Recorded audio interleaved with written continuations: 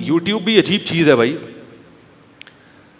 میں نے کچھ سرچ کیا کہ دنیا کے مشہور لوگوں کا مرنے کے بعد یا موت کے وقت انجام کیا ہوتا ہے, تو پتہ یہ چلا کہ جو مذہب کو فالو نہیں کرتے نا, صرف مشہور ہیں, چند ایک کو چھوڑ کر ان کا بڑھاپا انتہائی خطرناک ہے, جن میں سر فہرست فنکار اور اداکار ہوتے ہیں,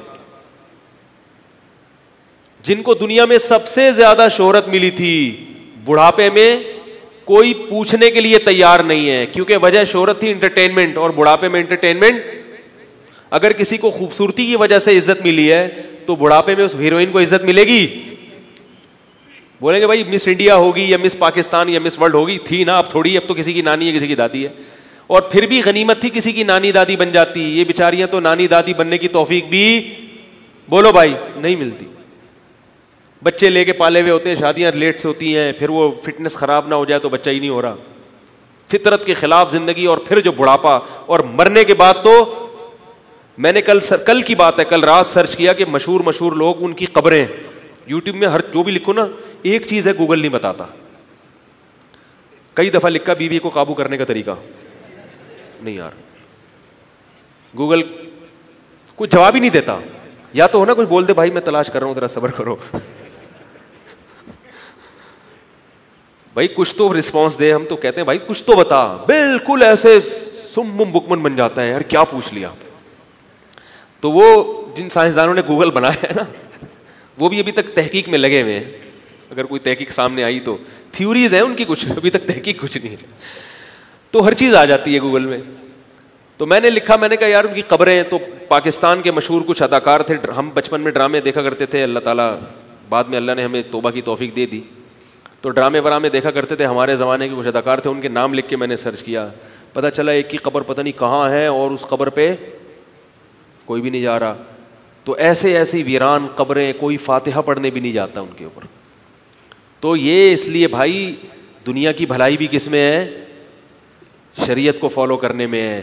دنیا بھی مزے کی گزرے گی, اور پیچھے لوگ مرنے کے بعد دعائیں مانگنے, فنکاروں کے لیے دعائیں نہیں مانگی جاتی مرنے کے بعد, اوپر سے کچھ قرآن خوانیاں ہو جاتی ہیں ٹوپی ڈرامہ دکھانے کے لیے دنیا کو. بس ہم بھی آئے تھے, ٹھیک ہے, اپنی تصویر کھنچوا لی, میں بھی آیا تھا, آ گیا اخبار میں جا رہا ہوں, السلام علیکم. یہ ہوتا ہے, دل سے کوئی دعائیں نہیں مانگتا. لیکن اگر اپنے گھر کو میں دین لے کر آئے, مرو گے تو ساری زندگی بچے دعائیں مانگتے رہیں گے. ان کو پتہ ہے ہماری دعا جب تک قبول نہیں ہوگی, جب تک والدین کے لیے دعا نہیں کریں گے ہم, قبول نہیں ہوگی ہماری دعا. دعائیں مانگیں گے آپ کے لیے, یاد کریں گے آپ کو. دین کا رشتہ کبھی بھی ختم نہیں ہوتا, کبھی بھی ختم نہیں ہوتا. تو ہمارے جب والد صاحب کا انتقال ہوا نا, تو مجھے اتنا غم تھا, مجھے سکون نہیں آ رہا تھا. ہمارے استاذ نے ایک جملہ بولا, انہوں نے کہا بھائی یہ رشتہ ختم تھوڑی ہوا ہے, وہ پہلے وطن پہنچ گئے, آپ تھوڑی لیٹ پہنچ رہے ہو, اگلے ٹرین سے آپ پہنچ رہے ہو, تو برزخ میں ملاقات ہو جائے گی. تو مجھے اتنی تسلی ہوگی بھائی ختم تو ہوتا ہی نہیں ہے. تو ہندو کہتے ہیں ختم, ہندو بھی کہتے ہیں اگلے جنم میں ملاقات ہوگی, لیکن وہ اتنی خطرناک ملاقات کرواتے ہیں کہ آدمی کہتا ہے ملاقات, وہ کہتے ہیں اگر برے اعمال تھے تو گدھے بھی بن سکتے ہو. اب ابا کے اچھے اعمال تھے, وہ جناب بادشاہ بن گئے, اور آپ کیا بن گئے؟ گدھے بن گئے. تو عجیب سا ہو جائے گا نا. تو وہ اگلے جنم ونم, اسلام بھی یہ کہتا ہے, تمام آسمانی مذاہب یہ کہتے ہیں بھائی برزخ کی ایک زندگی ہے, جب آپ مرتے ہو تو روحوں کی آپس میں ملاقات ہوتی ہے. اور جنت میں تو اللہ فرماتے ہیں کہ اہل و عیال کو اللہ اکٹھا رکھیں گے. تو اس لیے ہمارے استاذ نے کہا بھائی یہ ختم تھوڑی ہے, وہ سفر تھا, ان کی ٹرین پہلے پہنچ گئی ہے, ہماری ہے, اگلا اسٹیشن کس کا ہے؟ ہمارا, ہم بھی اتر رہے ہیں, سب وہی ایک ہی جگہ جا رہے ہیں. تو دین کا رشتہ کبھی بھی ختم, بولو بھائی, نہیں ہوتا. نہ ماں باپ کا ختم, نہ میاں بیوی کا ختم, نہ اولاد کا ختم, اور دوست احباب کا بھی ختم نہیں ہوتا. صحابہ کرام موت کے وقت خوش ہوتے تھے. ایک صحابی تھے, ان کی جب موت کا وقت آیا نا, طاعون کی پھنسی نکل گئی ان کو, تو لوگ ان سے کہہ رہے تھے کہ علاقہ چھوڑ کے چلے جائیں آپ. انہوں نے کہا نہیں, اللہ کے نبی نے منع کیا ہے, جس علاقے میں وبا پھیل جائے وہاں سے بھاگنا جائز نہیں ہے. تو ان کے بھی پھنسی نکل گئی. طاعون کی پھنسی نکلتی ہے, 24 گھنٹے میں انسان مر جاتا ہے. جب ان کے پھنسی نکلی, لوگوں نے کہا کہ آپ کی بھی اب 24 گھنٹے میں موت ہو جائے گی, ہم آپ کو منع کر رہے تھے نہیں رہو یہاں پہ.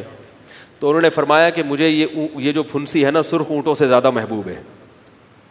غدن سوف نلقى رسول اللہ صلی اللہ علیہ وسلم واصحابہ, ان قریب میری محمد صلی اللہ علیہ وسلم اور اپنے ساتھیوں سے ملاقات ہونے والی ہے, کوئی مسئلہ ہی نہیں. تو اس لیے مسلمان کے لیے تو کوئی خوشی ہے. اور اگر پڑ گئے ان چکروں میں, اللہ اور اس کے رسول کو بھول گئے, تو جوانی کے کچھ عیاشیاں ہیں, تھوڑے دن کے مزے اڑا لو گے, 500 کا بیلنس اس نے ڈال دیا, 1000 کا آپ نے ڈال دیا, کچھ تھوڑی سی گپے لگا لی, ہاں ہاں ہو گیا, آج وہ ناراض ہے, آج اس کو منا لیا, یہی چل رہا ہے آج کل.